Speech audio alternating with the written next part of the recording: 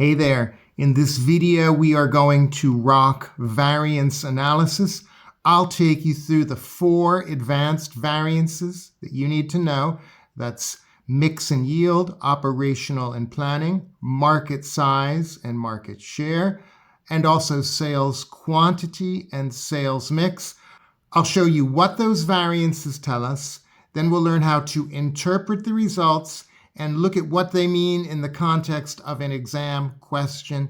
If you like this video, check my website right here. I've got a variance analysis bootcamp that will take you through the whole story. Alrighty, let's get started.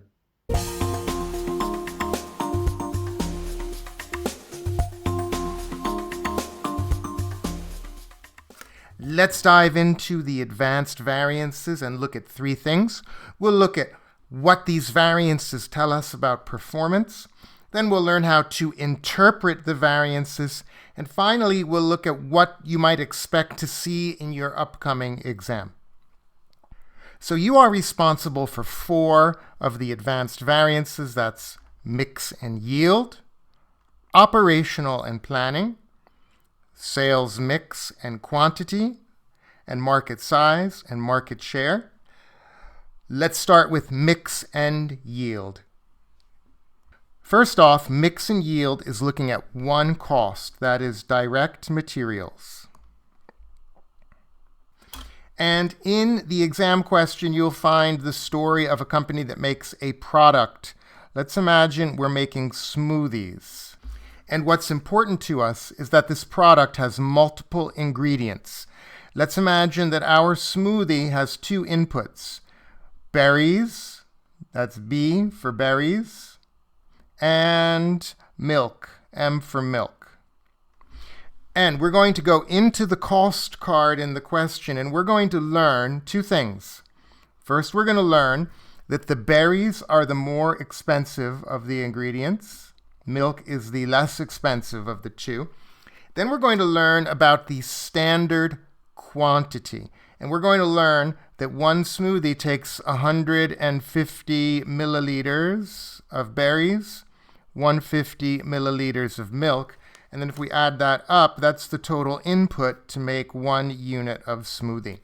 So we've got to find this information in the cost card. Now, we're trying to understand why the actual cost is different from the planned cost. So we're controlling performance. And a quick recap from the basic variances, we could look at 2 causes of a change in cost. One could be the price. In other words, we spent more or less on our materials at the supplier, that's price, or usage. We used more or less of these inputs than planned. Now, this is what we're going to drill down into, usage. And this is what's going to come up in the exam. They're going to ask you to calculate and then talk about the mix and the yield variance. So guys, let's look at mix variance. Let's imagine we have a process that can be described by this funnel. The mix variance is looking at the ratio of the inputs only. Did we use more or less of the cheap ingredient versus the expensive ingredient? So the mix variance is going to compare the actual mix against this standard mix. So we can see that the mix here should be 50-50. So if we see that they did this 60-40, expensive to cheap, that would mean they spent more money on the input. So that would be an adverse mix ratio if we use a greater percentage of the expensive inputs. Now, the yield variance is the second one. The yield variance, that's looking at the input versus the output. So in our story, we see that it takes 300 milliliters in to get 1 smoothie out, right? That's 300 milliliters in, 1 unit out. So guys, imagine that we discovered that we got 3 units out. 3 units should take 900 in, but let's imagine in the story that we saw they put 1,000 in. That would mean they put too much input in. The process was less efficient. They had spillage or waste, or they were not very precise in measuring their smoothies and they poured the smoothies too full. So guys, there you have it. The yield variance is about the input to the output. Did the inputs yield the expected outputs? The mix variance is about the ratio of the inputs. So in our case, we have 2 adverse variances.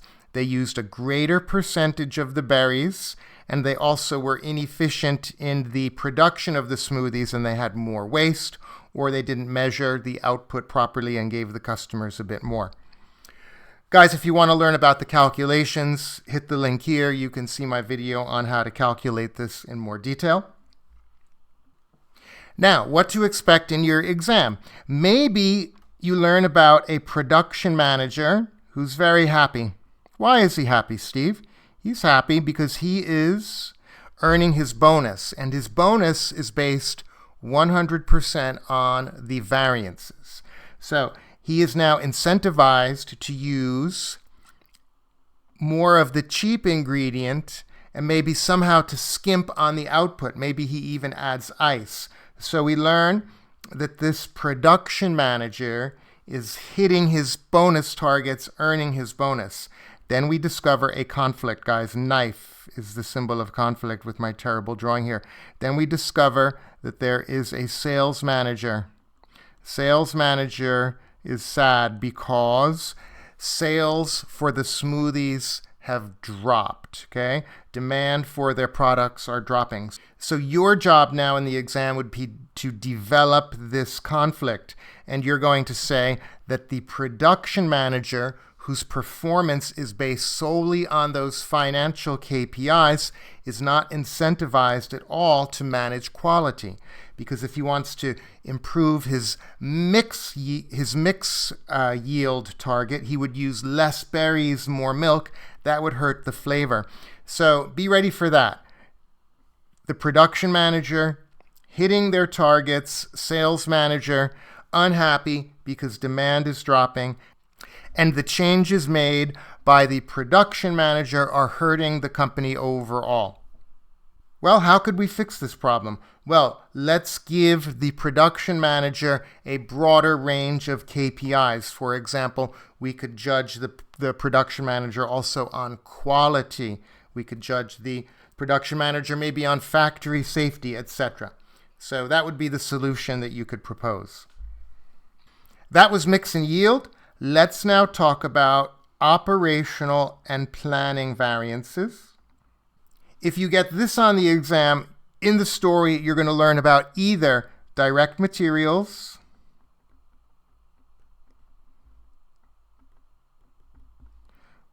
or direct labor, okay? Either of those variable costs can come up in a planning and operational type question. And very often, they might ask you to perform the basic calculations, okay? So you'll need to review those from the previous exam for sure. Let's imagine the question is about direct materials. And they'll ask you to start by calculating potentially the basic variances, which would be the price variance and the usage variance. In this situation, you'll have one input, okay? They won't mix the operational and planning with the mix and the yield. They'll do one or the other.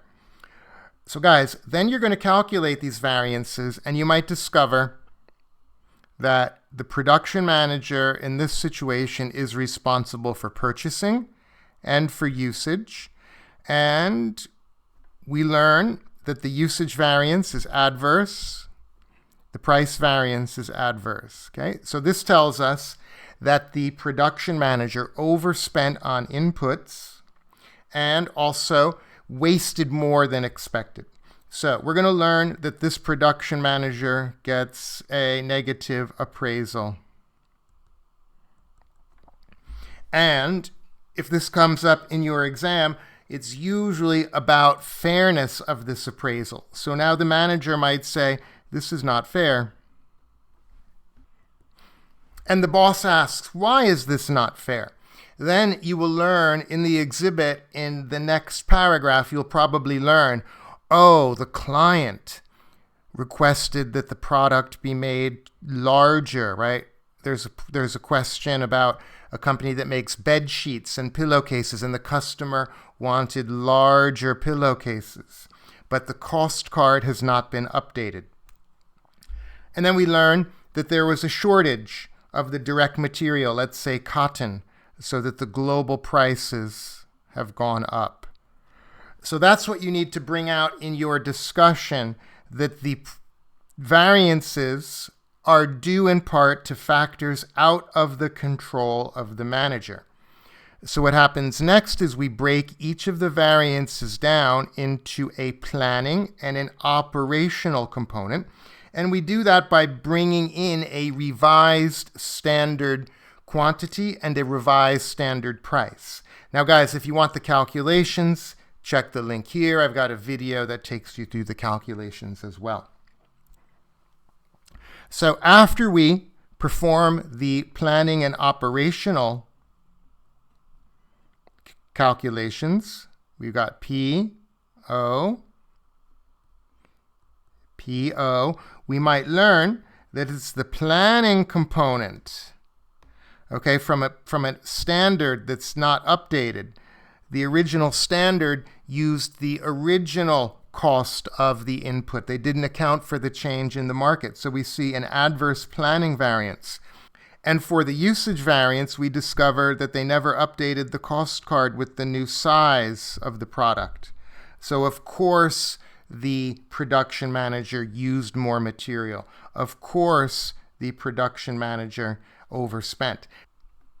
So then when we use the revised standard instead of the original standard in our calculations, we'll get the operational variance. And here maybe we discover, oh wow, if we compare the expected performance versus the actual performance, now we see that the manager did a good job.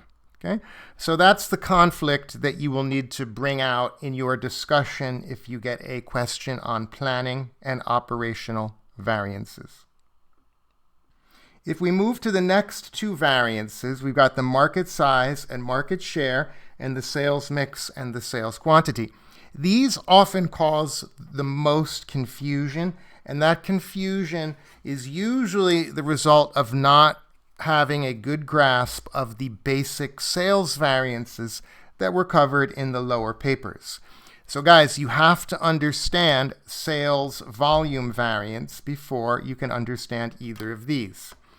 So when we are evaluating the performance of the sales manager, we might look at two things. We're going to look at the sales price variance, which is isolating the impact of the selling price on profit. Did we charge a higher or a lower selling price? But that's probably not going to come up in your exam. More likely to come up is the breakdown of the sales volume variance. So here we are isolating 100% on units sold. And what we're doing here is we're comparing the budgeted contribution or profit versus the flexed. Now, I don't have time in this video to do this whole story, so click here on this link if you'd like to learn more about this. Okay, so we're not going to be using actual profit or actual contribution here. We're just looking at budgeted to flexed, and that's only looking at the impact of changing the units. When we have a budget of 1,000 units, we should get a contribution of X. Oh, look, we only sold and produced 900 units. So what's the difference between those? Okay. If you get market size and market share variance, you're going to learn that the sales volume variance is adverse, potentially. Okay, let's say that it's adverse. This means that the sales manager might get a negative appraisal. Okay. once again, the sales manager might say, this is not fair. And why is that not fair, sales manager? Because let's break this down. The market size variance describes the change in the overall market. Let's describe the market as a pie, right? So let's imagine this is the size of the market. Now, demand, overall demand might have dropped, okay? So now the size of the pie is smaller. We can't blame the sales manager for total demand dropping. Maybe there's a change in technology. So, a couple of years ago, of course, the demand for DVDs dropped when Netflix came out, okay? Now, that's the market size, and that's very similar, if not exactly the same as a planning variance, okay? Now, the market share variance describes the size of the slice. So in our original budget, we had a total market size, and let's say that we predicted to have 20% of we budgeted for 20% of the market. Okay. Now, the market shrank, but let's imagine this. Ooh, we got a bigger slice of the pie. The market shrank, but we got a bigger piece of the total market. So guys, that would describe then a favorable market share variance.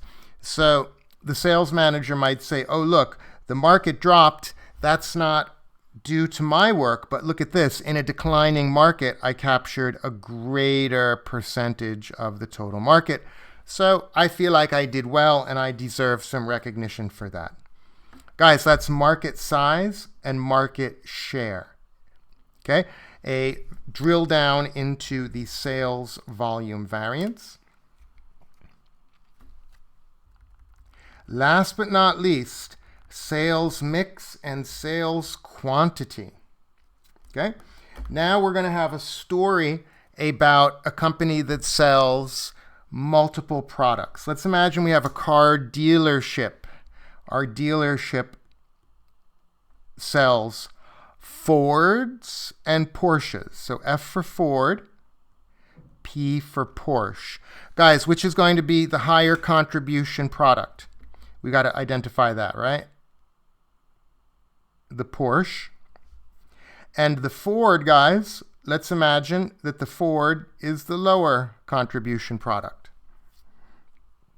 Now, if we isolate the units from our budget, let's say B for budget, this is only units. Let's say we budgeted to sell 4 Fords, 1 Porsche.